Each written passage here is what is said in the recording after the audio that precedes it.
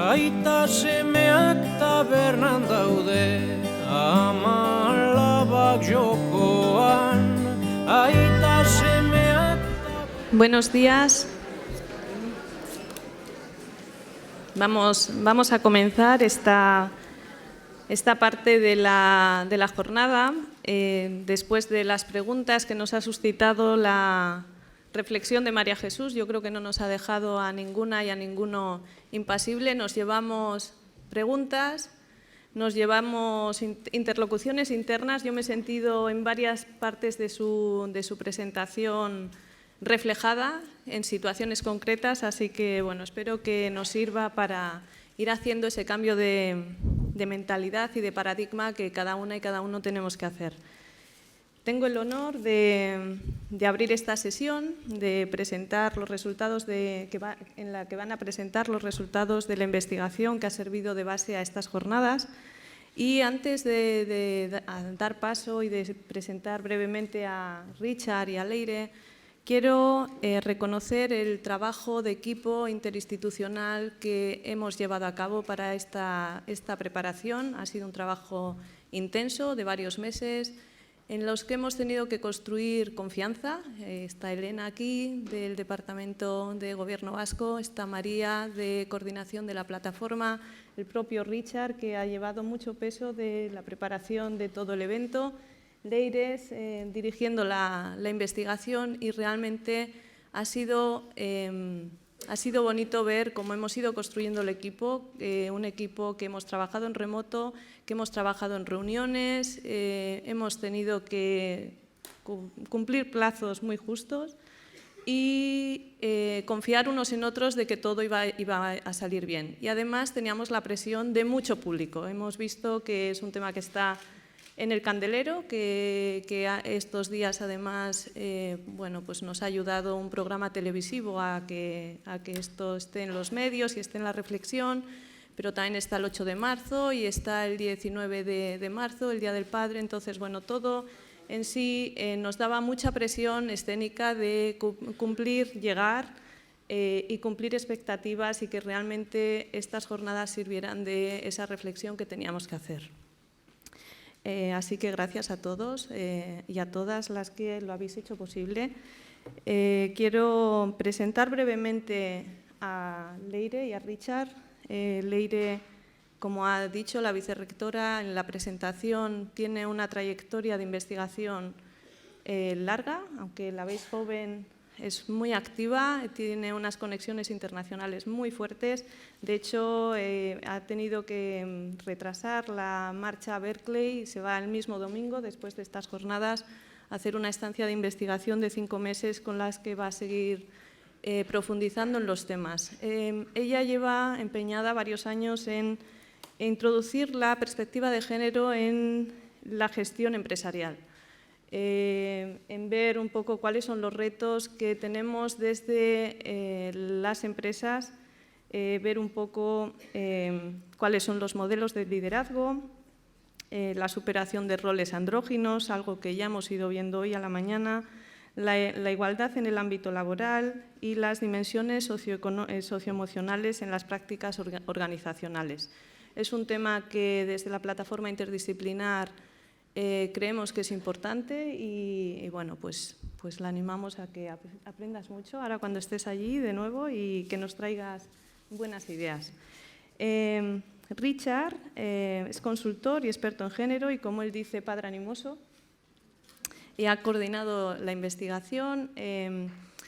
Ahora mismo, bueno, os voy a dar paso para no comer más espacio. Él está preparando una app para mejorar la comunicación en la pareja y la regulación positiva de conflictos. Tenemos ganas de ver cómo va a funcionar y a ver si también nos sirve. Entonces, bueno, esta combinación de expertise y de ganas de hacer cosas diferentes nos ayuda o nos anima a pensar que estamos en el buen camino, en que vamos a poder hacer cosas interesantes en este tema.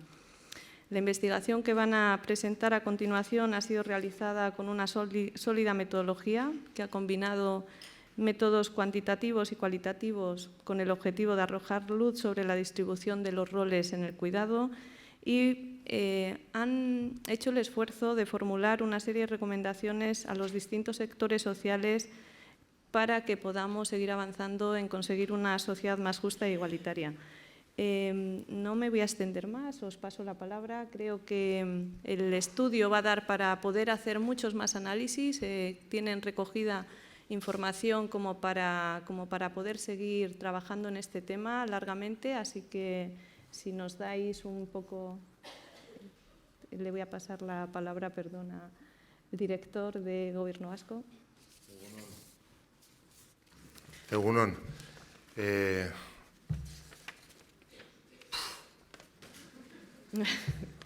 No sabéis lo que impone veros desde aquí, a todas y a todos. Yo quiero agradeceros en nombre del Departamento, especialmente de la Dirección de Familia y Política Familiar y Desarrollo Comunitario, el que podamos compartir este rato de reflexión, el que nos podamos encender en el mejor de los sentidos, que nos dejemos provocar y evocar, que estemos aquí personas de sensibilidades diferentes, de orígenes diferentes, que probablemente si nos pusiéramos a discutir pues haríamos casi como un plenario de las Naciones Unidas sobre este tema. Es toda una responsabilidad la que tenemos, pues intentando liderar un tema que en mi caso recibo ya pues más que cocinado. Yo llevo apenas 2 meses en la dirección, como responsable de esta dirección, y casi lo que iba a hacer lo ha hecho Toñi muy bien.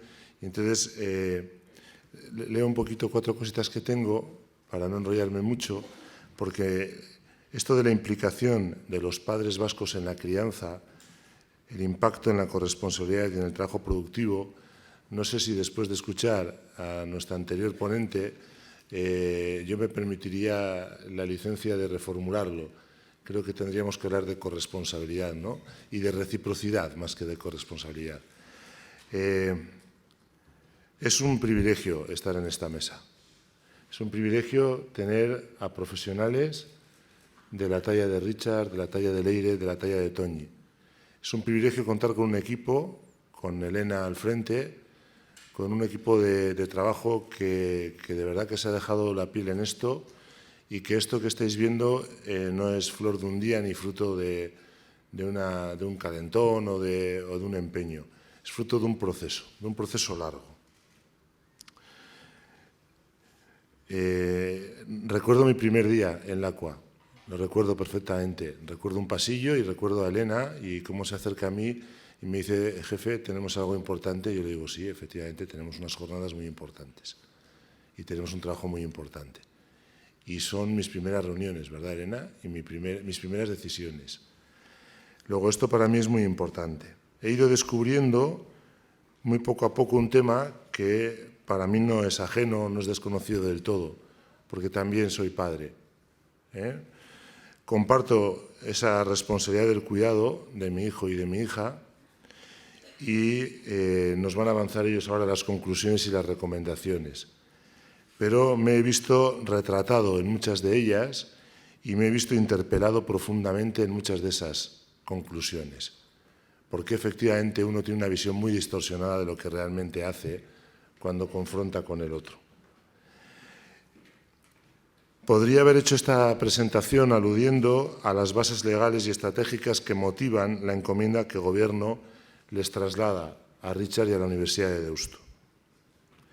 Os hablaría del 6º Plan para la Igualdad de Mujeres y Hombres en la Comunidad Autónoma Vasca, del 3er Plan Interinstitucional de Apoyo a las Familias con Hijas e Hijos, del informe extraordinario del Ararteko sobre políticas públicas de apoyo a las familias, de los conceptos de conciliación responsable y parentalidad positiva recogidos en la Ley 13/2008 de 12 de diciembre de apoyo a las familias. Os podría hablar de la ilusión y las esperanzas puestas en un documento que nos va a presentar nuestro Lehendakari el sábado, una estrategia de inversión en la infancia y en la familia. Podría hablaros de todo esto, pero no lo voy a hacer, porque es de sobra conocido.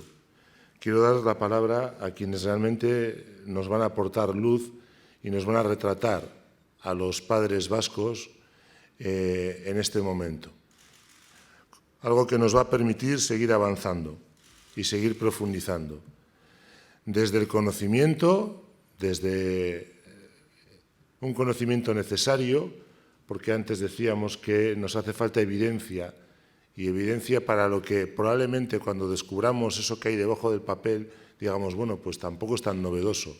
Lo novedoso es que lo pongamos de esta manera. Que cuando hablamos no hablemos solo desde la vivencia personal, sino también desde el conocimiento y desde la ciencia. Y que a partir de ahí nos pongamos las pilas y nos pongamos a trabajar, porque tenemos muchos deberes, pero tenemos mucha ilusión, muchas ganas, mucha fuerza, y tengo un equipo muy potente y el respaldo de mis jefes también, y esto es muy importante, sentirse así de arropado. Y creo que con la complicidad de buena parte de las que estáis aquí, ¿vale? Y eso también pues es muy importante para nosotros. Y ya me callo, ¿vale? Y os doy la palabra a los que nos aportáis ese conocimiento para que luego desde la vivencia y de la experiencia podamos ir construyendo ese camino hacia esa transformación que nos decías tan alejada y tan potente y tan poderosa. En ese camino de la reciprocidad. Richard, Leire.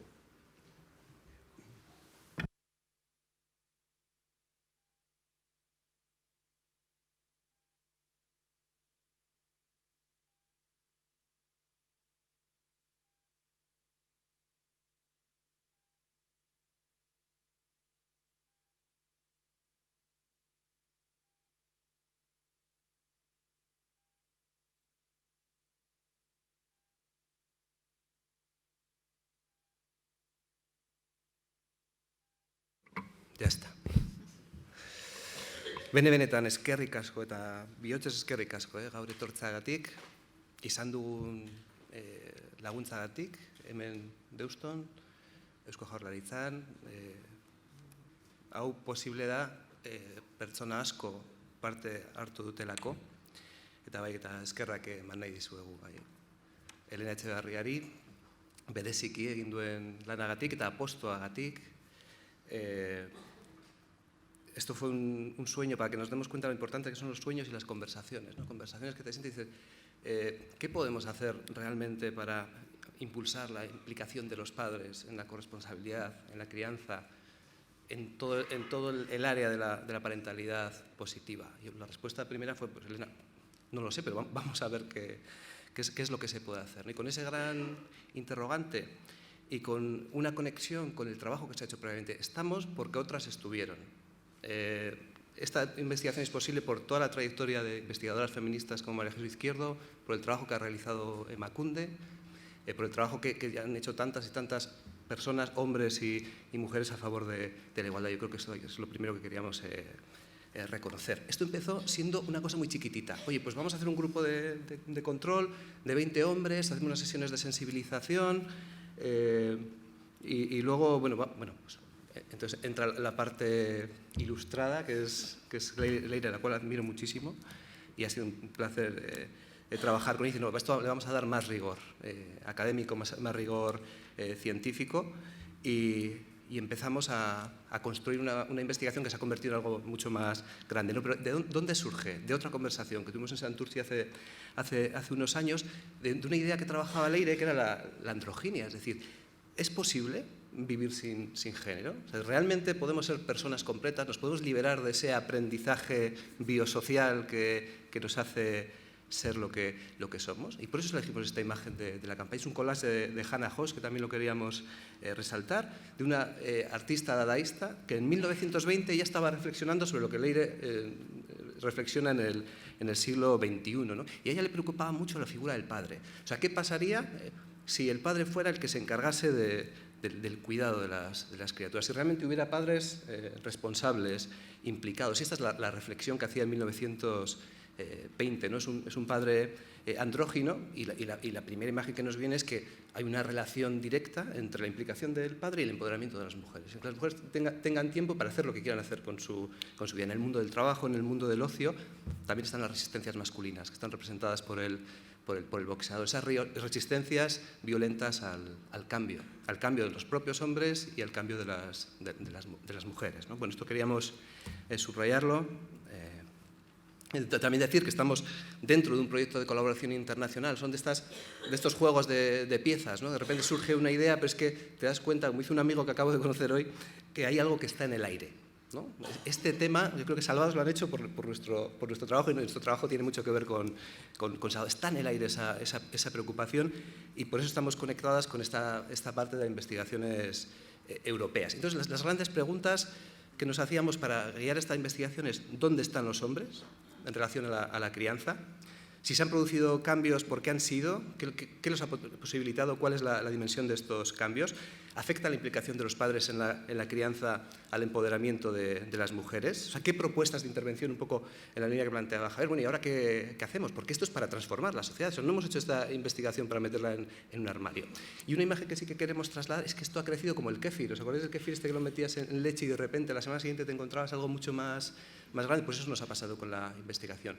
La acabamos de sacar del horno y tiene muchísimas posibilidades. Y queremos invitar a que quien tenga interés en seguir profundizando y contribuyendo a trabajar el género desde esta perspectiva de la implicación de los hombres, aquí estamos, ¿no? para seguir construyendo. Y este es el objetivo que nos planteamos, era conocer los valores, la intensidad y la calidad de las relaciones de cuidado de los hombres respecto a sus parejas, hijas e hijos, y ver los factores que posibilitan el cambio, y fijarnos en aquello que hace posible generar otros escenarios. ¿Por qué? Porque queremos incrementar y mejorar la implicación de los padres en la crianza, ¿no? Vale. Bueno, así como me parece entrar en frío, igual simplemente brevemente decir, porque es que como ya desde la mañana hemos empezado Richard y yo llorando, cuando Kirmen ha empezado a hablar y a contar las poesías que escribía a sus hijos y a su hija, los dos literalmente estábamos ahí sentados llorando. Entonces, como hemos empezado ya emocionados, yo creo que al final lo que estamos poniendo hoy en la mesa es un modelo de referencia de padre, ¿no? Que queremos construir entre todas y entre todos, que nos toca a nosotros autobiográficamente, ¿no? Mi tesis y el tema de la androginia que comentaba Richard, en realidad a mí me nace porque mi padre, tuve la suerte de que era un padre andrógino, era un padre contraestereotípico, y eso es lo que a mí me ha servido de referencia y de motor para querer cambiar cosas, ¿no? Entonces, bueno, pues porque estoy aquí también por él. Y luego María Jesús ya nos ha desmontado todo el chiringuito y entonces nos ha removido otra vez. Y yo creo que la idea un poco, y sí que quería comentarlo antes de empezar, y es que también María lo comentaba en la presentación de María Jesús, es que estamos ante un tema de género. Es decir, no vamos a hablar únicamente de los hombres, vamos a hablar, y creo que es importante matizarlo, porque a veces tenemos miedo a que si visibilizamos demasiado a los hombres y visibilizamos demasiado el trabajo que hace falta hacer con hombres, estamos de alguna forma invisibilizando a las mujeres y a lo que históricamente hemos hecho las mujeres en el trabajo de transformar las relaciones de género, ¿no? Yo creo que no. Es un error considerar que eso tiene que pasar. O sea, tenemos que visibilizar el cambio necesario que hay que hacer con los hombres a la par que seguimos valorando el cambio que hemos hecho hasta ahora las mujeres. Y quería empezar con esto porque creo que le da contexto también. Entonces, un poco la idea de la investigación, como decía Richard, una de las potencialidades es que hemos hecho una investigación en espejo. Es decir, hemos preguntado a los hombres padres y a las mujeres madres y lo hemos comparado qué es lo que piensan cada uno y cuáles son las diferencias entre ellos, ¿no?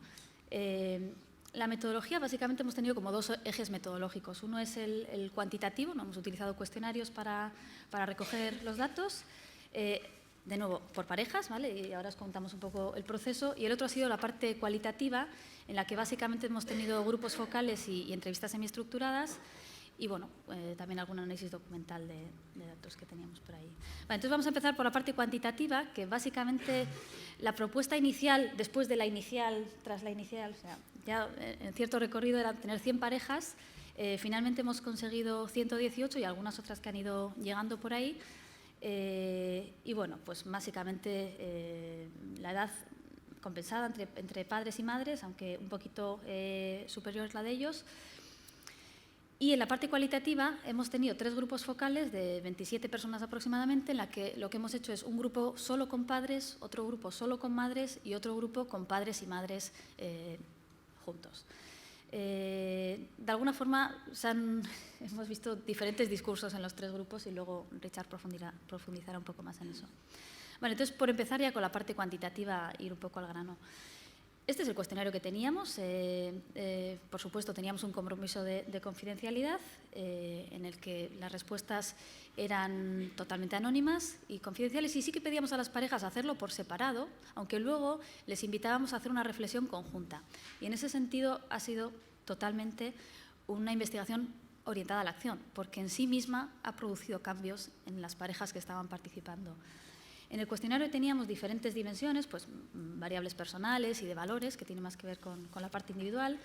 Luego teníamos una parte de usos del tiempo, en el que preguntábamos a los padres y a las madres pues diferentes tareas domésticas y de cuidados, qué porcentaje consideraban que hacían ellos, ellas y otras figuras como los abuelos, las abuelas, etc. Entonces, teníamos, digamos, el porcentaje de lo que creo que hago yo mismo, y lo que hace mi pareja.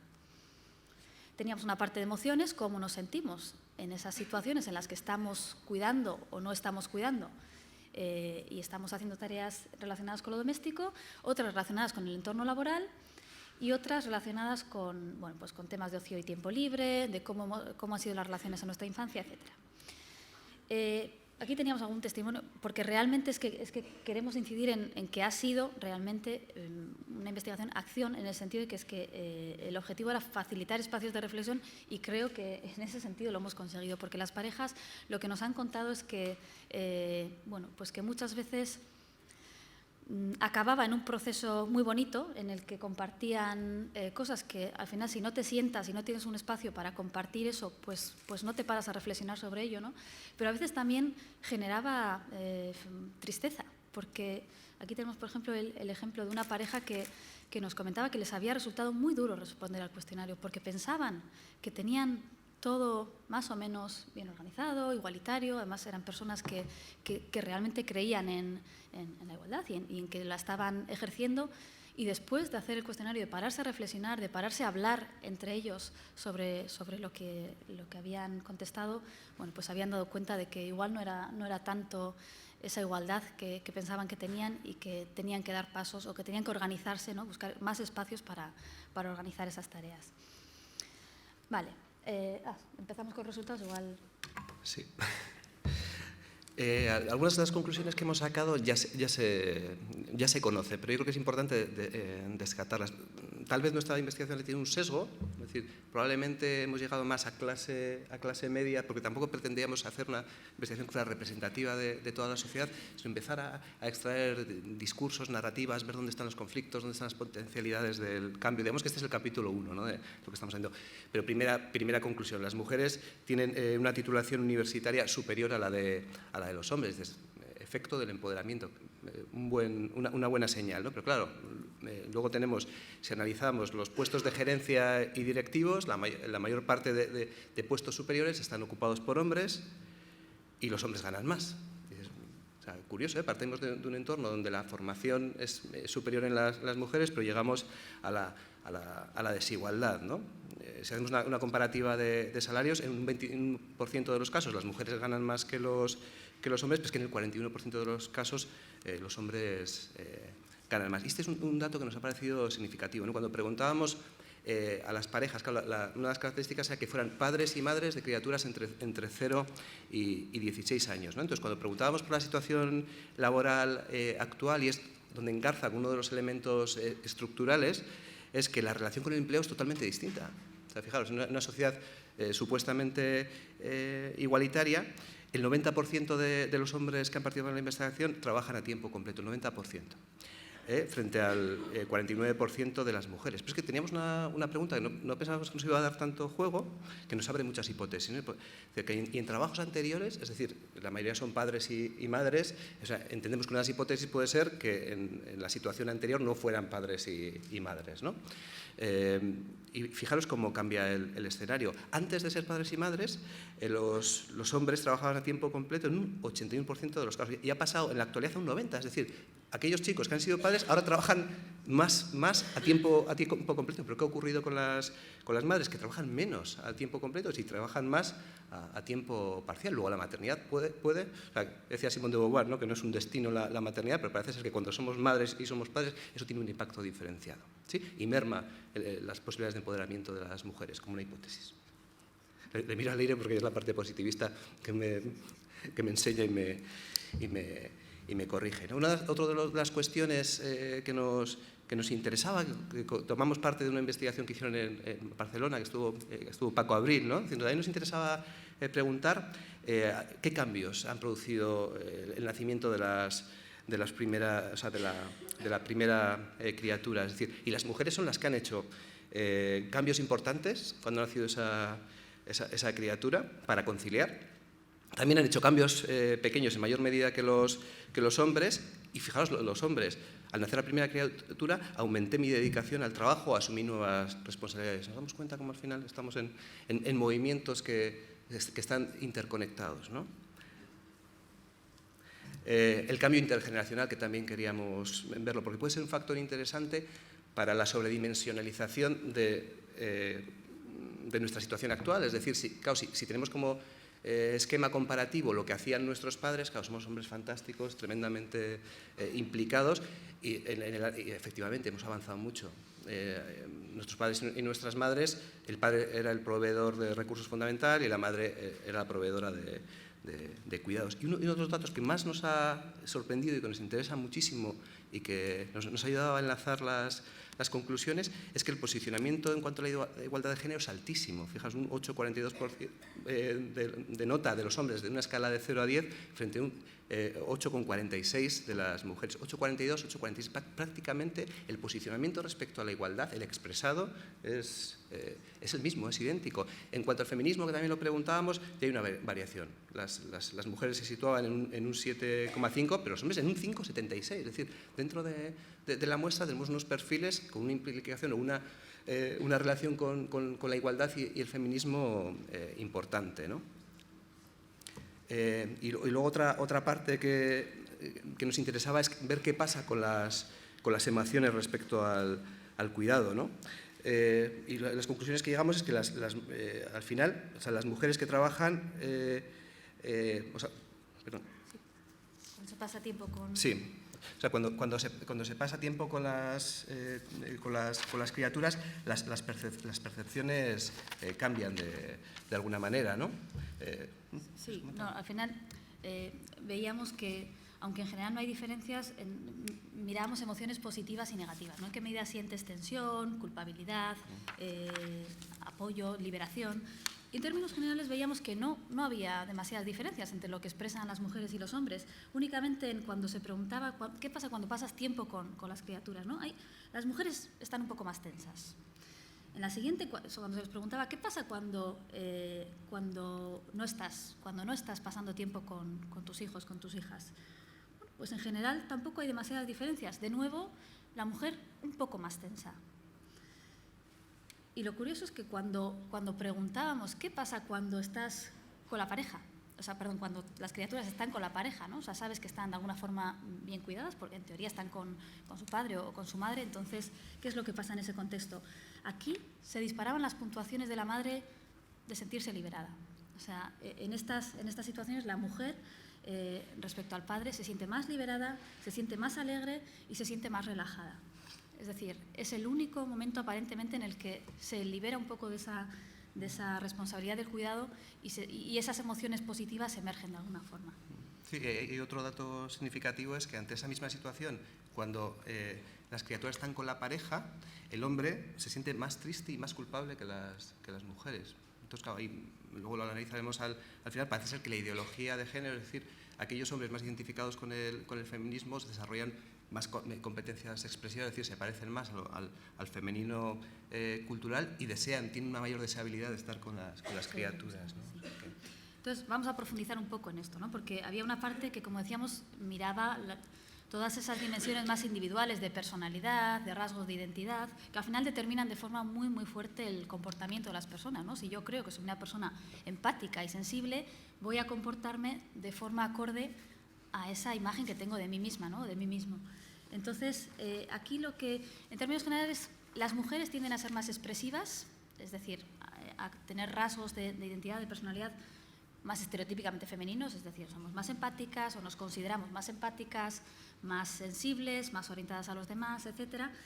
Y sin embargo, en las dimensiones estereotípicamente masculinas, las diferencias no son tan claras. Esto es algo que aparece en otros estudios, no es algo solo de esta investigación, pero creo que es interesante porque de alguna forma también apunta a esas diferencias que se están produciendo en los rasgos estereotípicamente masculinos, es decir, las mujeres sí estamos ahí, pero los estereotípicamente femeninos, los hombres todavía no están en la misma medida que las mujeres.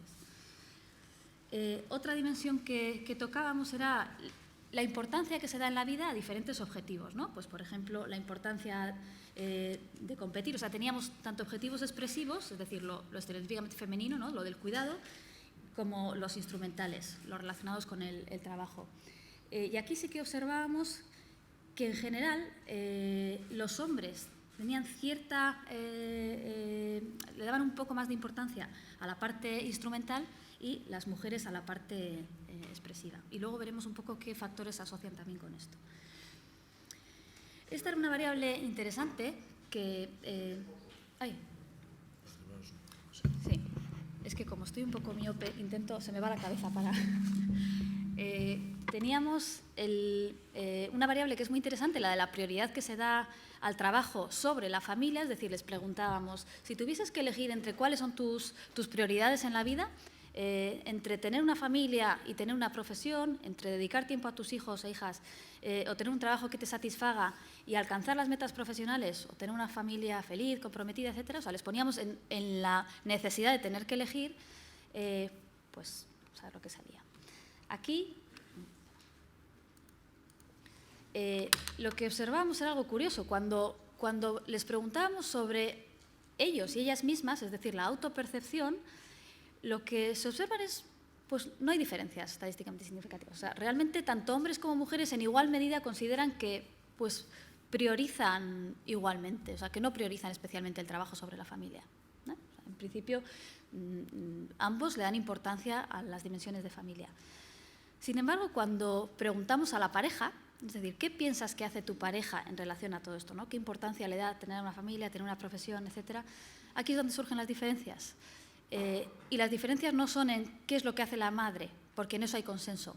Tanto el padre como la madre piensan que la madre no prioriza el trabajo sobre la familia, pero la madre sí piensa que el padre prioriza el trabajo sobre la familia. Es decir, aquí es donde surge de alguna forma el conflicto o la diferencia de percepción. Y pensamos que igual, de alguna forma, pues, la parte de la autopercepción se mueve un poco más en la dimensión de la intencionalidad, ¿no? De lo que deseo. O sea, yo no quiero priorizar mi trabajo sobre mi familia, pero quizás la realidad es que, pues, que igual sí lo hago.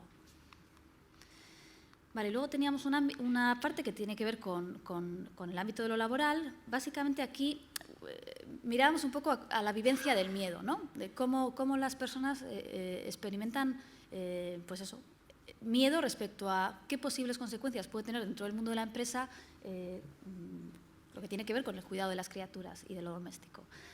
Y lo que observamos es, les preguntamos, si coges tiempo de trabajo para pasarlo con tus hijos o con tus hijas, ¿en qué medida podrían pasar determinadas cosas, ¿no? Pues tendrías miedo a perder el respeto, tendrías miedo a que hagan bromas negativas sobre ti, etc. En todos los casos, la expresión del miedo es mayor en la mujer. Es decir, la mujer es la que mayor experimenta esta sensación de que algo malo puede pasarme en el ámbito laboral. Y lo mismo les planteamos en la disyuntiva de, y si encima tuvieses un puesto importante dentro de la empresa, si tuvieses un puesto de gestión, pues básicamente los resultados son parecidos. Es decir, la mujer, de nuevo, tiene más miedo. Claro, entonces nos planteamos, ¿será que los hombres no tienen ese miedo? Bueno, pues será quizás que no se lo han planteado porque como no tienen tan a menudo la necesidad de verse en esa circunstancia, pues igual no se lo han planteado y ahora voy a ir con eso. Pero para ver un poco, que veáis, o sea, a pesar de que las mujeres tienen más miedo y a pesar de los datos que comentaba antes Richard, de que ellas son las que trabajan a tiempo parcial, las que cobran menos, las que están en condiciones aparentemente más precarias, la satisfacción es similar para ambos. O sea, las mujeres están satisfechas con su desarrollo profesional. Tanto en posibilidades de promoción, de reconocimiento, sí que hay algunas pequeñas diferencias, pero en general no son significativas o no son diferencias importantes. Sin embargo, cuando les preguntábamos expresamente, les decíamos, ¿qué pasa si cogieses una baja de paternidad o de maternidad de 3 o 4 meses de duración? ¿Vale? Que es como algo, parece como más gordo, ¿no? Pues ya es una baja de tiempo y además tienes que comunicar a la empresa. Ponte en la tesitura de que estás en esa situación, vas a comunicar a la empresa que va a pasar esto, ¿cómo te sentirías, ¿no? ¿Qué miedos tendrías? Y aquí es donde sí, por primera vez, los hombres toman un poquito les emerge un poquito ese miedo, ¿no? Dicen, ojo, pues hombre, si tengo que pedir 3 o 4 meses y además te lo tengo que hacer explícitamente dentro de la empresa, en este caso sí que ellos tienen un poquito más de vivencia de ese miedo, ¿no? Por ejemplo, tienen menos, o sea, piensan en menor medida que las mujeres que eso no les va a llevar a buenos resultados en el trabajo, ni van a ser más productivos en el trabajo, ni van a tener probablemente el respeto de la persona que les está supervisando. Pero, de nuevo, es en esta situación explícita en la que se observa ese fenómeno. Y luego teníamos la parte de los usos del tiempo, en la que básicamente, bueno, pues es lo que comentábamos antes, de qué porcentaje haces tú versus qué porcentaje hace tu pareja. En términos generales, de nuevo, si miramos a la autopercepción, bueno, pues tampoco hay demasiadas diferencias, no son tan grandes. En términos generales, ahí tenemos algunos ejemplos de algunas de las dimensiones: ayudar con los deberes, dar apoyo emocional, cuidar, hacer la compra, limpiar la casa, cocinar. En general, ahí están, a la izquierda son lo que la madre dice que ella hace y a la derecha lo que el padre dice que él hace, ¿vale? Entonces, bueno, pues más o menos el 55% versus 40%, 54 versus 46. Sí que la mujer un poquito más, pero la parte de los hombres es bastante alta, ¿no? Entonces, hicimos otro análisis más profundo que consistía, de alguna forma, en captar la responsabilidad que había detrás de la tarea, ¿no? O sea, pero ¿quién hace más realmente, ¿no? O sea, si yo estoy dando un porcentaje para mí y para mi pareja, ¿quién hace más, ¿no? Si a él le estoy dando 50 y a mí me estoy dando 60, es que yo hago más, ¿no? O sea, la percepción subjetiva es que yo hago más. O al revés, si a él le estoy dando 40 y a mí 30, mi percepción subjetiva es que él hace más. Entonces, la parte de la derecha sería el yo hago más y la parte de la izquierda sería el mi pareja hace más. ¿Qué es lo que observamos? Pues básicamente un acuerdo de los dos. Ella hace más. No lo piensa solo ella, sino que lo piensa también él, cuando miramos a este diferencial. Hay unos puntos de conflicto, que ahí sí que hay conflicto, o sea, no hay acuerdo en quién hace más. En todos los demás hay acuerdo, ella hace más, es abierto y ellos también lo reconocen. Pero hay algunos puntos, como el jugar, por ejemplo, el cocinar o el hacer la compra, que, bueno, pues que ambos se creen que hacen un poquito más. Entonces, bueno, pues esos son los puntos de conflicto. Y, por ejemplo, por poner uno de los ejemplos, en el tema de la cocina, lo que se observaba es había cierta... o sea, es bastante igual lo que la mujer piensa que ella hace y el hombre piensa que su mujer hace. Más o menos ronda el 60%, ¿vale? O sea, ahí hay relativo acuerdo. Sin embargo, lo que la mujer piensa que hace su pareja versus lo que el hombre piensa que hace él mismo, ya es diferente. La mujer piensa que su pareja hace un 40% aproximadamente y él se atribuye un 77%. Entonces aquí, pues en este caso, es como clara la diferencia de percepciones. Y bueno, y básicamente por acabar con la parte del ocio, el nivel de satisfacción respecto al ocio y al tiempo libre en general es alto y es similar para hombres y mujeres. Lo curioso está en cuando miras a las horas que dicen que dedican al tiempo libre, porque resulta que quienes dedican más horas son los hombres, claramente, ¿no? Durante el fin de semana, aproximadamente 2,82 horas versus 2,77 de las mujeres, y durante la semana, que es la diferencia más notable, los hombres 2,70 y las mujeres 2,43. O sea, a pesar de que existen esas diferencias en las horas que se dedican, pues ambos están igual de satisfechos, aparentemente. Y luego teníamos esta última parte de qué favorecen los avances.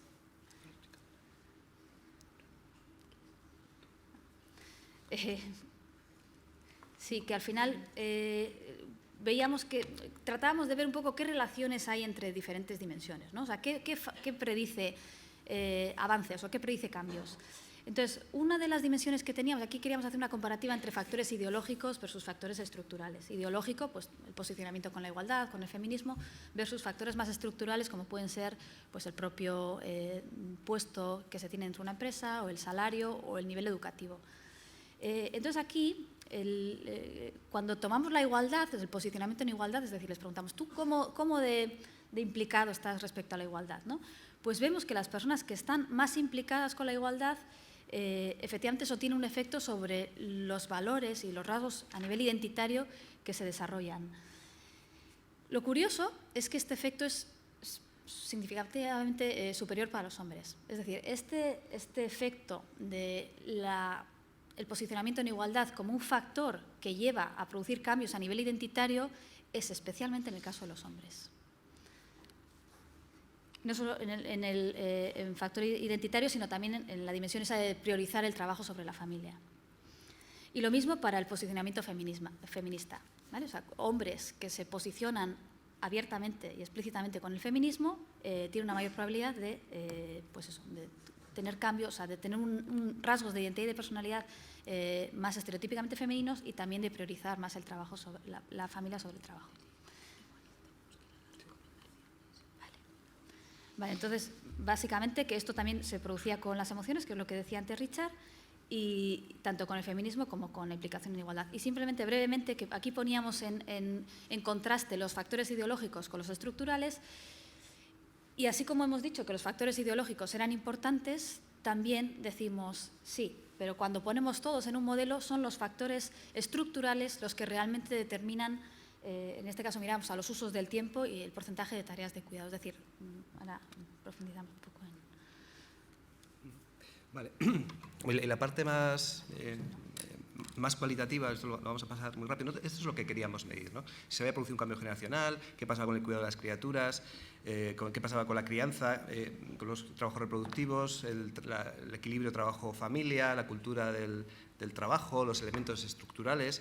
Pero es que en los grupos de discusión aparecieron temas muy interesantes, y uno de los que tuvo más extensión en los tres grupos era el miedo. El miedo a no estar preparada para criar a tu criatura como tú lo corresponda, crees que puede ser la forma más positiva, el miedo a pedir una baja, el miedo a pedir una reducción de jornada, la falta de tiempo, fue uno de los factores que salían, además muy ligado a una emocionalidad negativa, el papel de las abuelas y los abuelos, la pareja como equipo. Es decir, porque al final donde se desarrollan este tipo de relaciones y se toman decisiones que tienen impacto a medio o largo plazo, sobre todo en la vida de las mujeres, es el contexto de la pareja alrededor de la crianza, los conflictos de género. Los chicos en los conflictos de género apuntaban fundamentalmente de delegar la responsabilidad de que ellos ejercen o no más o menos tareas en las parejas, es decir, no, es que ella no me deja, es que el tema de la ropa no me deja decidir. Sin embargo, la preocupación fundamental de las mujeres era la responsabilidad. No tanto la ejecución de las tareas, sino la responsabilidad. Y luego uno de las limitantes para la igualdad que detectamos es, que antes lo comentaba María Jesús también, la especialización de las tareas. No, es que yo hago esto pues porque a mí me gusta, ¿no? Por ejemplo, en el grupo mixto, una de las chicas decía, a pesar de los datos que tenemos, de tareas de casa te diría que él el 95% y yo el 5%, aunque igual me estoy pasando porque algo más hago, pero fijaos, un 95%. Y esta percepción se repetía en algunas mujeres, sobre todo en el grupo mixto, que es una cosa curiosa. Si es un contexto discursivo donde hay hombres y hay mujeres, de repente se producen discursos que se escapan de la estadística totalmente, pero en algunos chicos también era interesante el 50-50, el 50-50, 50-40, pero en la misma narrativa te podían negar lo que habían afirmado. Es decir, hay una deshabilidad del 50-50, es decir, de la igualdad. Dice, nosotros 50-50, ella hace las cosas que le salen y yo también hago lo que me sale, no hay tareas fijas. El primero que llega empieza a cocinar o vestir al niño, o la lavadora que la pone ella porque yo soy un desastre. Luego empieza a enumerar todo lo que ella hace y él no hace, ¿no? Vale. Luego otra idea, ¿no?, de esa especialización, decía, reconozco que con la plancha lo he intentado, pero es como pintar un cuadro. Lo puedo intentar, pero nunca lo voy a conseguir. Luego la idea de la cocina aparece otra vez en la narrativa y dice, ¿por qué los hombres cocinamos más? Y algunos sí que lo relacionaban, pues porque al final el cocinar tiene que ver con el reconocimiento, no tanto limpiar el baño, porque limpiar el baño nadie te va a reconocer. Y luego un consenso absoluto. Aquí tenemos a un compañero de la PINA, se puede dar por satisfecho. La preocupación porque los permisos, los elementos estructurales, los permisos de paternidad y maternidad sean iguales y sean intransferibles. Eso aparecía en todos los grupos, además, como una reivindicación que se hacía con muchísima fuerza, ¿no? Entonces, ya para llegar a las conclusiones, hay muchísimas más que podemos extraer, ¿no? Pero de esa primera cocina que hemos hecho de los datos, la primera conclusión que sacamos es que hay resistencias no visibles y persistencia de contradicciones para la consecución de la igualdad efectiva. Ahora nos parece muy importante que hay una disociación, o sea, hay energías contrarias, que la ideología va en un sentido, o sea, la ideología ya se ha impuesto, hemos logrado una deseabilidad de una ideología igualitaria, pero es que las prácticas van en otro sentido. Entonces, claro, nos planteamos, de cara a generar modelos de referencia para los niños y las niñas, ¿qué mensaje le estamos trasladando? ¿Sí? Porque en nuestras narrativas individuales ya somos mayorcitos, somos mayorcitas, pero claro, estamos trasladando una idea a los niños y a las niñas de que la igualdad está conseguida, que se defiende y se practica con una dedicación al trabajo a tiempo completo del 90% de los padres frente a un 42% de las madres. Hay una disonancia que puede, como hipótesis, generar dificultades que antes señalaba María Jesús. Y en esa línea tenemos esas percepciones distorsionadas. O sea, si yo tengo la percepción que cocino en un 77% y mi pareja tiene la percepción de que yo cocino en un 39%, ya no estamos hablando de una discusión con el patriarcado como sistema, como estructura económica. Estamos hablando de una relación de convivencia donde yo puedo negociar pactos en un sentido o en otro, pero con una percepción distorsionada de la realidad. Y eso nos parece un elemento preocupante, ¿no? Bueno, y otra de las conclusiones que teníamos era, claro, la parte ideológica es importante. Es importante porque hemos visto que realmente puede ser un factor emocional de cambio, en el sentido de que veíamos antes, ¿no? O sea, para aquellos hombres y mujeres que se posicionan abiertamente con el feminismo, con la igualdad, es más fácil asumir esas tareas contraestereotípicas, ¿no? Porque no es fácil, o sea, nuestra sociedad las penaliza. Entonces, si no estás preparada ideológicamente para asumir ese proceso contraestereotípico, es muy duro. Entonces, veíamos cómo, de alguna forma, el tener ese posicionamiento ideológico ayuda a las mujeres a que cuando no están con las criaturas tengan emociones o vivencias más positivas, y a los hombres cuando sí están, que sientan esas emociones positivas cuando sí están, ¿vale? O sea, en ese sentido, ayuda. Y luego el choque, ¿no?, entre los factores ideológicos y los factores estructurales. Y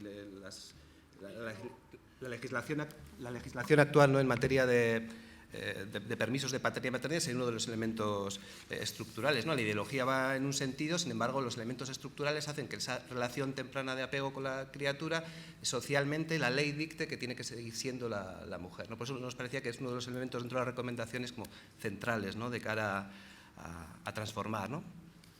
Y luego, con el tema del mercado laboral, al final, una de las conclusiones que podemos sacar también es que hay desequilibrios en cómo se vive esas posibles consecuencias dentro del mundo de la empresa, ¿no? En general sí que es la madre la que percibe más ese desequilibrio, quizás precisamente porque tiene más real, más cercana la realidad de hacerlo.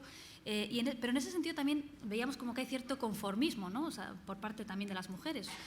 Parece que no es la situación ideal y tenemos ese miedo, pero luego en el fondo estamos un poco satisfechas, ¿no? Y liga también con lo que comentaba María Jesús de la omnipresencia y del que puedo todo, ¿no? Y encima estoy contenta.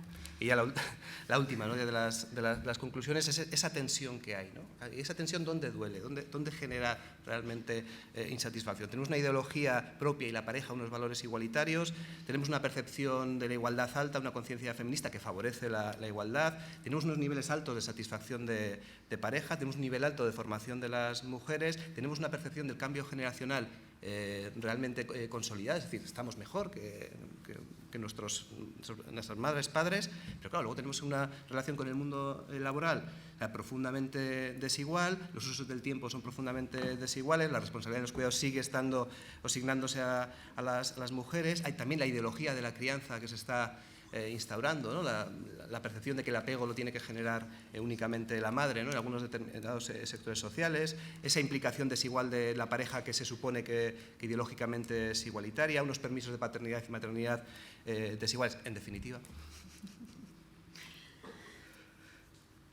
Vamos. No, es la última. Vale, la última, ¿vale? En definitiva,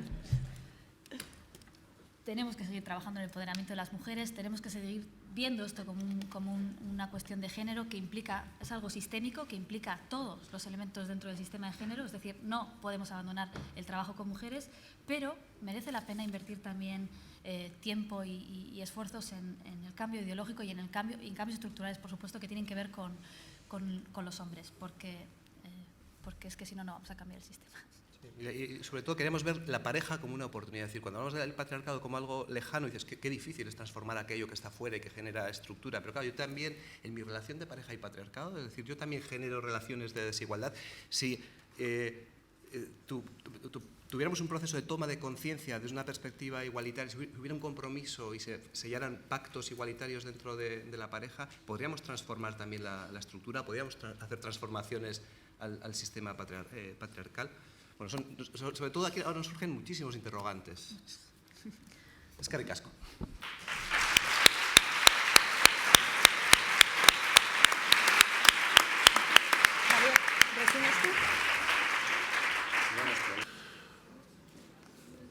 Bueno, por ir avanzando, vamos a intentar por tiempo responder, como decía Richard, a un par de preguntas. Muy complicado me lo ponéis, porque es verdad que hay muchas preguntas muy interesantes y algunas requieren de una doble lectura para que yo pueda formularla correctamente.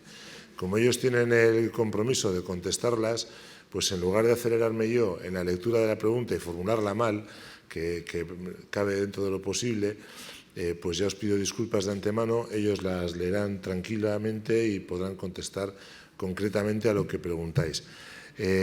Hay alguna pregunta que va un poco en el mismo sentido, ¿no?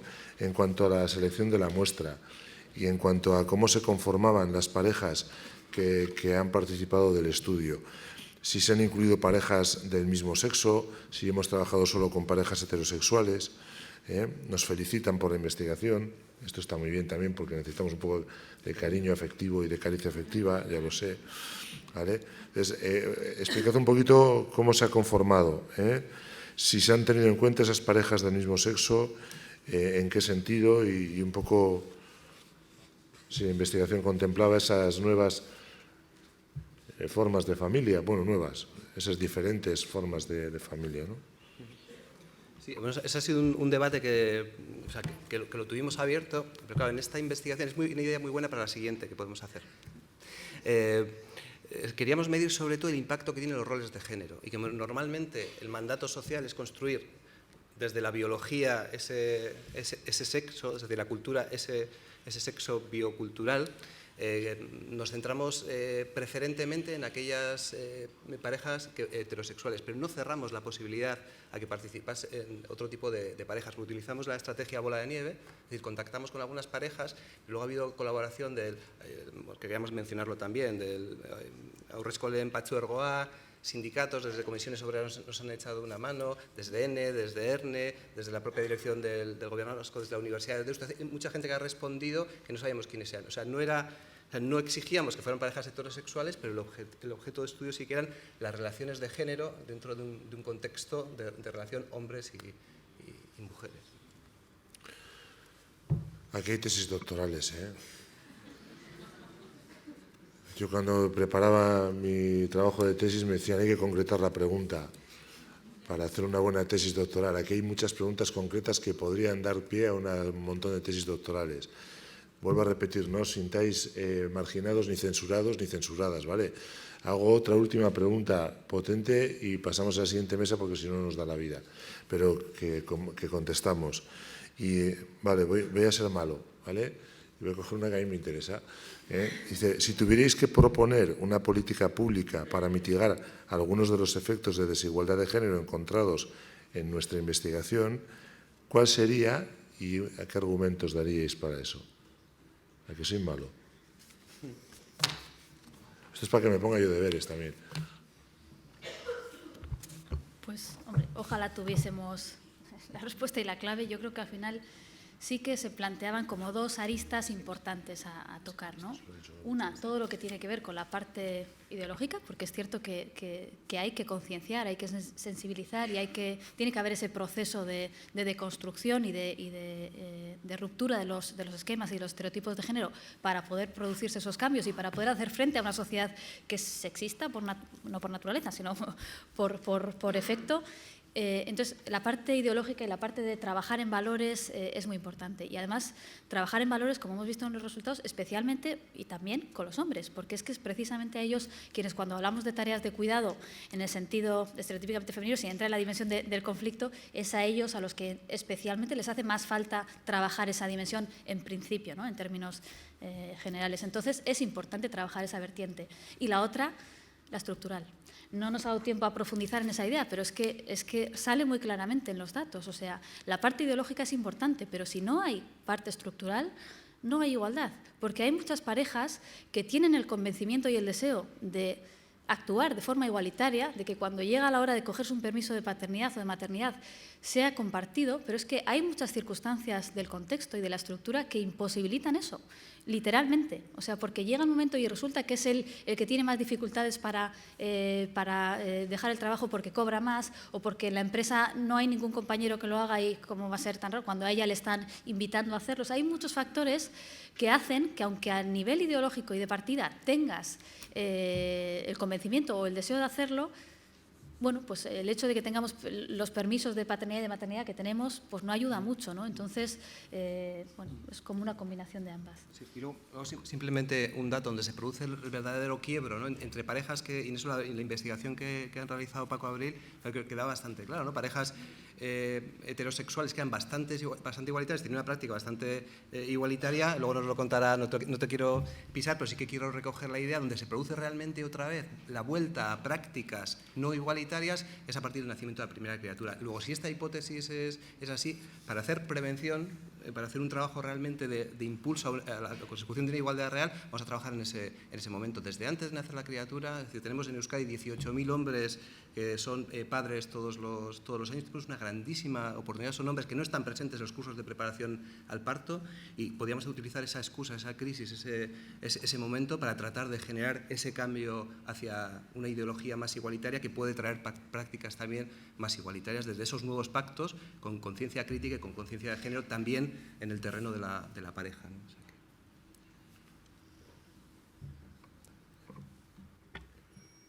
Yo creo que vamos a responder, como si de Bilbao.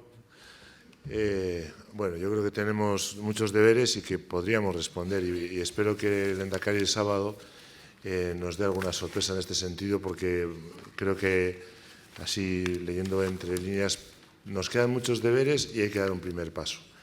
Es verdad que esto es transversal y que el desarrollo de políticas es transversal, que no tiene o no se centra solo en un departamento, que hay mucho de ideológico y que probablemente también pues hay mucho de cambio de sistema, de modelos y de paradigmas que tenemos que impulsar. Va medio en broma, pero yo creo que tenemos que poner de moda esto de la paternidad-maternidad. Creo que tenemos que... O sea, tiene que estar guay tener hijos e hijas. Y en este momento no sé si la sociedad eso lo ve muy claro y entra dentro del ámbito de lo privado. Y ahí, por mucho que impulsemos desde las políticas y por mucho que impulsemos cambios desde la ideología y desde el conocimiento, al final cae dentro del ámbito de lo privado.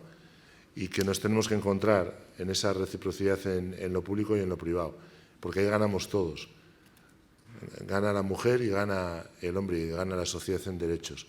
Y la igualdad en derechos pues nos viene bien a todos y a todas. Muchas gracias a los dos. Te llevas deberes a Boston. No, vale, más lejos todavía. Eskerrik asko. Damos paso a la siguiente mesa.